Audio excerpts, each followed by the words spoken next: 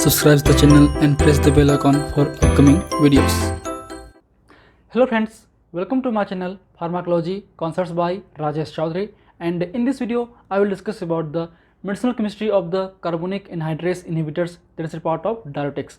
तो आज के इस वीडियो पे हम बात करेंगे कार्बोनिक एनहाइड्रेस इनहिबिटर्स के बेसिक मेडिसिनल केमिस्ट्री के बारे में, जो एक तरीके से डायरेटिक्स ड्रग्स हैं। इनमें बेसिकली आपको तीन मेजर ड्रग्स पढ़ने हैं। वो है आपके पहला है एस्टाजोलामाइड, सेकंड है आपका मिथाजोलामाइड और थर्ड है आपका डाइक्लोरोफेनामाइड। तो ये तीन ड्रग के बेसिक मेडिसिनल केमिस्ट्री के बारे में आज हम कवर करेंगे।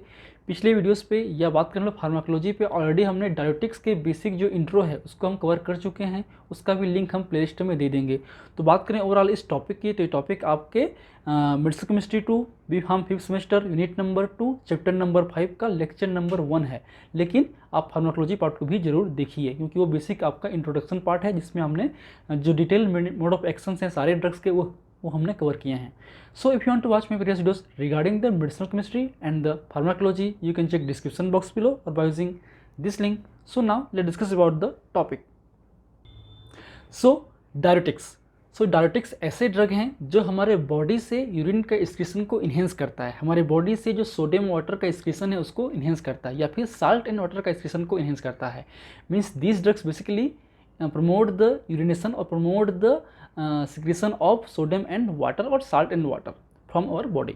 ठीक है, तो ये किडनी के द्वारा हमारे बॉडी से जितने भी आपके आयंस हैं, चाहे वो कैल्शियम हो, पोटेशियम हो, मैग्नीशियम हो, सोडियम हो और वाटर है, उसका ये आउटपुट है, यूरिन आउटपुट है, उसको इन्हेंस करता है। तो बात करें हम इस ड्रग्स की, इसमें बेसिकली 4 से 5 मेजर क्लास हैं। जो मेजर इंपॉर्टेंट हैं वो है आपके कार्बोनिक एनहाइड्रेस इनहिबिटर्स, सेकेंड है आपका थायाजाइड, फोर्थ आपका लूप डायरेटिक्स। इन तीनों से ही मेजरली क्वेश्चंस आते हैं। उसके अलावा बात करें पोटेशियम स्पाइन डायरेटिक्स जो हैं फार्माकोलॉजी पॉइंट ऑफ व्यू से बहुत ही इंपॉर्टेंट है। सारे ड्रग्स इंपॉर्टेंट है एक्चुअली में डायरेटिक्स आपके medicinal chemistry point of view से बहुत ही इंपॉर्टेंट है। इससे क्वेश्चंस फ्रिक्वेंटली आपके जी पेटोग्राम में भी आते हैं। तो बात करें हम लोग डायरेटिक्स के बारे में, diuretics are the drug which promote the output of the urine excretion by the kidney. तो अल्टीमेटली इस यूरिन में आपके साल्ट एंड वाटर निकलेंगे बाहर, जिससे अल्टीमेटली हमारे बॉडी का जो वॉल्यूम है, इडिमा है, वो कम होगा। So therefore this are the effective in the treatment of the cardiac oedema, specifically on the related with the congestive heart failure. तो इसलिए इसका जो यूज़ है आपके कार्डियक इडिमा हो या पेरिफेरल इडिमा हो, CHF हो मतलब कंजेस्टिव हार्ट फेलियर हो, या फिर बात करें हम लोग आपके हाइपरटेंशन हो या पॉइजनिंग के केस में हो, हम इनका यूज़ करते हैं फ्रिक्वेंटली। ठीक है, तो इसकी ड्रग क्लास की बात करें तो इसमें आते हैं, पहला है मर्क्यूरियल्स डायरेटिक्स, जिसमें आपके मर्क्यूरी इन्वॉल्व होते हैं, जिसमें आते हैं आपके क्लोरमेरोड्रिन, मेरालुराइड, मर्केप्टोमेरिन एंड मेरासेलाइल। तो ये कुछ ड्रग हैं जो कि मर्क्यूरियल डायरेटिक्स हैं, जो कि आज की डेट पे यूज़ होते ही नहीं हैं। सेकेंड है नॉन मर्क्यूरियल्स डायरेटिक्स, जिसमें हैं आपके थायाजाइड्स, जिसमें आते हैं क्लोरथायाजाइड, हाइड्रोथायाजाइड वगैरह। सेकेंड है आपके कार्बोनिक एनहाइड्रेस इनहिबिटर्स, जिसमें आते हैं एस्टाजोलामाइड, इथोसक्सेमाइड, इथोक्साजोलामाइड, मिथाजोलामाइड वगैरह।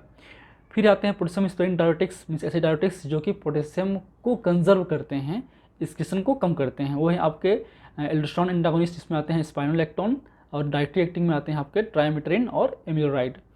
फिर है आपके लोब डायरेटिक्स, जिसको हम हाई सेलिंग डायरेटिक्स भी बोलते हैं, जिसमें आते हैं आपके फ्लुसेमाइड, बिमिटोनामाइड और इथाकर्निक एसिड। फिर है आपके प्यूरिन्स या जेंथिन डायरेटिक्स, जिसमें आते हैं आपके थियोफाइलिन वगैरह। फिर आते हैं पायरिमिडीन डायरेटिक्स, जिसमें आते हैं एमिनो मेट्राडीन। ठीक है, ऑस्मोटिक डायरेटिक्स में आते हैं यूरिया और मैनिटोल। आपके जो एसिडोटिक डायरेटिक्स में आते हैं अमोनियम क्लोराइड, और आपके अदर्स में आते हैं ट्राइमेट्रिन, मुजोडिमिन और क्लोरथेलिडोन। तो ये सब आपके ड्रग हैं। ठीक है, डिटेल्ड जो हैं आपके ड्रग क्लासिफिकेशंस हैं, उनके मोड ऑफ एक्शंस हैं, हमने फार्माकोलॉजी में कवर कर चुके हैं, तो आप उसको देखिए। ठीक है, इसमें हम डिस्कस नहीं करेंगे। तो ये आपके बेसिक मोड ऑफ एक्शंस हैं। इसके भी वीडियो जो हैं ऑलरेडी मौजूद हैं, हम इसको भी ऐड कर देंगे प्लेलिस्ट पे। जो इन्वेशन वीडियो है वो भी आप देख सकते हैं। चलिए अब आते हैं, हम डायरेक्ट आते हैं हम लोग medicinal chemistry of the carbonic anhydrase inhibitors के बारे में। तो बात करें हम लोग इसके बेसिक मोड ऑफ एक्शन की, so these are the drugs which inhibit the carbonic anhydrase enzyme. तो अल्टीमेटली ये जो ड्रग हैं वो आपके कार्बोनिक एनहाइड्रेस एंजाइम को इनहिबिट करते हैं। ठीक है, तो अल्टीमेटली कार्बोनिक एनहाइड्रेस के रोल को इनहिबिट करते हैं। तो अब इसका क्या बेसिक रोल है वो हम देख लेते हैं। तो CAIS means carbonic anhydrase inhibitors inhibit the carbonic anhydrase enzyme at the proximal converted tubules. ये जो है आपके PCT एरिया पे जो हैं आपके इनहिबिट करते हैं, जो कि साइट 1 है। That important for the sodium bicarbonate reabsorption and the acid secretion, जो कि सोडियम बाइकार्बोनेट के रीअब्जॉर्प्शन के लिए और एसिड के सिक्रेशन के लिए बहुत ही जरूरी है एंजाइम। ठीक है, CaIs inhibits the formation of H ion and decrease the exchange of H ion with the Na, thus enhance the excretion of sodium ion and bicarbonate ion through the urine। तो ये उसके basic mode of action है जो कि आपने pharmacology में detail में पढ़ा होगा। ठीक है, तो ये आपके बेसिक पाथवेज हैं जो कि हम फार्माकोलॉजी के लेक्चर से ही लिए हैं। तो Ca जो है बेसिकली आपके ये दो मेन रोल होता है Ca का, जो कि आपके वाटर और कार्बन डाइऑक्साइड को बनाता है कार्बोनेट आयन में, मतलब H2CO3 में, और मतलब जो कार्बोनिक एसिड है, इसके अलावा जो कार्बोनिक एसिड है उसको फिर फर्दर आपके बाइकार्बोनेट आयन और H+ में रिलीज़ करता है। ये जो H+ है फर्दर आपके इस तरीके से एक्सचेंज होता है। एक्सचेंज होने की ये ल्यूमेन है, ये आपके बेसल मेम्ब्रेन है, ये ECF है। ठीक है, तो यहीं पे आपके यूरिन्स होते हैं। तो अल्टीमेटली ये कम बनेगा तो एक्सचेंज कम होगा। ठीक है, तो ये जो है एंट्री कम कर पाएगा। तो एंट्री ना होने की वजह से एक तरीके से ये जो हैं आपके यहीं पे रह जाता है एलिमेंट्स में, जिससे आपका जो एक्सक्रीशन है इस सोडियम आयन का वो बढ़ जाता है। ठीक है, डिटेल आपने फार्माकोलॉजी में पढ़ना है। ठीक, अब इसकी बात करें इसके यूज़ की, तो this are the used in the diuretics as well as the glaucoma. तो ये आपके ग्लूकोमा भी हम यूज़ कर सकते हैं। ये बेसिकली आपके इंट्राऑकुलर प्रेशर्स को कम करता है by the inhibition of the aqueous humour formation. ये एक्वस ह्यूमर फॉर्मेशन को कम करता है, जिससे जो है इंट्राऑकुलर प्रेशर या इंट्राक्रेनियल प्रेशर भी रिड्यूस होता है। अल्टीमेटली इसका हम यूज़ ओपन एंगल ग्लूकोमा में हम कर सकते हैं। एंड एपिलेप्सी, इसका हम यूज़ एपिलेप्सी में भी हम कर सकते हैं। ड्रग की बात करें उसमें आते हैं एस्टाजोलामाइड, मिथाजोलामाइड और डाइक्लोरोफेनामाइड, जो कि हमको पढ़ना है। ठीक है, फार्माकोलॉजी का लिंक है, क्लिक करेंगे तो आपको फार्माकोलॉजी के लेक्चर मिल जाएंगे इस क्लास के। अब पहला ड्रग है एस्टाजोलामाइड। ठीक है, तो ये एक तरीके से थायोडायाजोल डेरिवेटिव है। ठीक है, तो ये आपका एसिटामाइड है। तो ये एसिटामाइड है, ये थायोडायाजोल डेरिवेटिव है। तो इस एसिटामाइड के एन पोजीशन पे, इसके एन पोजीशन पे क्या है आपका 1, 2, 3, 4 और 5। तो ये 1, 3 और 4, 1, 3, 4 थायोडायाजोल है, जो कि 2 पोजीशन जुड़ा हुआ है इसलिए। और इसके 5 पे है, ये 5 पोजीशन है, ये 5 पोजीशन है। इस 5 पे है आपका सल्फोमोइल, इसलिए हो गया N पे, इसके 5 पे सल्फोमोइल 1, 3, 4 थायोडायाजोल 2 आइल एसिटामाइड। ठीक है, क्लियर। अब इसका जो मोड ऑफ एक्शन हमने देख चुके हैं। यूजेस किस में है, सेम डायरेटिक्स में है, ओपन एंगल ग्लूकोमा में है, एपिलेप्सी में है। इसके अलावा हम मिनरेट डिसीज में भी कर सकते हैं, जो कि इंटरनल ईयर पे होते हैं, जिससे आपको वर्टिगो लाइक इफेक्ट होगा। तो उसमें भी जो क्रेनियल प्रेशर्स हैं, जो आपके इंटरनल ईयर के जो प्रेशर्स हैं, उसको ये कम करते हैं। ठीक है, बात करें सिंथेसिस प्रोसीजर की, तो इसको हम सिंथेसाइज जो हैं आपके हाइड्राजिन हाइड्रेट से कर सकते हैं। ये आपका NH2 हाइड्राजिन है, ये आपका H2 मतलब वाटर इंक्लूड है, मतलब हाइड्राइड है, हाइड्रेटेड है। ठीक है, और हम अमोनियम थायोसाइनेट से करते हैं, जिससे आपका 1 to 20 थायोकार्बोमोइल हाइड्राजिन इसमें कन्वर्ट्स हो जाते हैं। ठीक है, तो ये दो मॉलिक्यूल्स हैं, ये जो, और ये फिर फर्दर आपके इस तरीके से अटैच्ड होंगे। फिर हम फास्फोजेंस के प्रेजेंस में डिस्कशन कराएंगे, तो ये बनेगा आपका साइक्लिक फॉर्म कर देगा यहाँ से, और ये बनेगा 5 एमिनो 2 मर्केप्टो 1, 3, 4 थायोडायाजोल। ये 1, ठीक है, ये 2, 3, 4 और 5, इसलिए 5 पे एमिनो है, 2 पे मर्केप्टो है, और 1, 2, 3, 1, 3, 4 थायोडायाजोल। इसका हम इंस्टॉलेशन करेंगे, जाहिर सी बात है इस पोजीशन पे आपका इंस्टॉलेशन होगा, और ये बनेगा COCH3 आके अटैच्ड होगा। आपने पढ़ा होगा फिटल क्राफ्ट इंस्टॉलेशन पे।